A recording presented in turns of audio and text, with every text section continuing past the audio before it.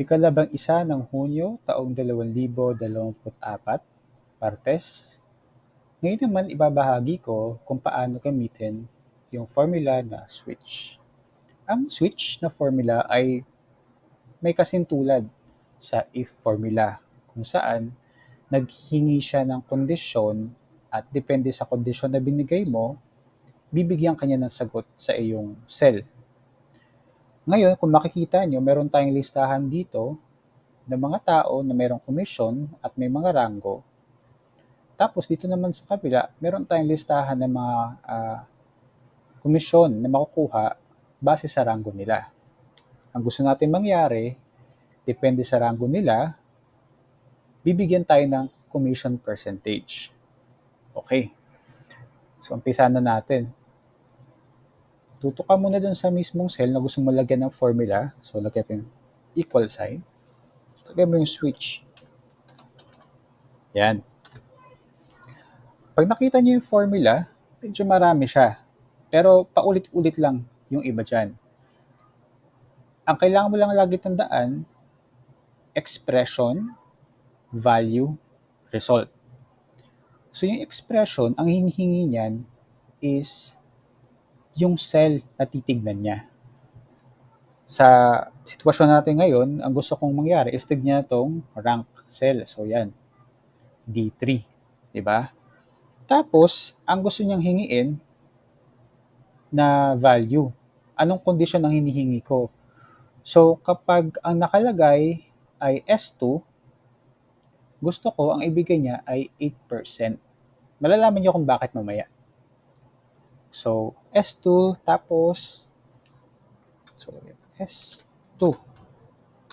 Pag S2 siya, ano yung result na ibibigay? Ayan, sabi. Gusto ko ilagay mo yung 0.08. Decimal, kasi percentage. Okay. Tapos, gagawin natin siya dun sa iba. Okay, marami siyang condition, kumbaga. Kopyahin ko lang muna, ha? Ilang condition ba ito? 6. Okay, ito naman S1 ay 7%. Ito namang isa A2 6%. At ang A1 ay 5%. Ito naman B1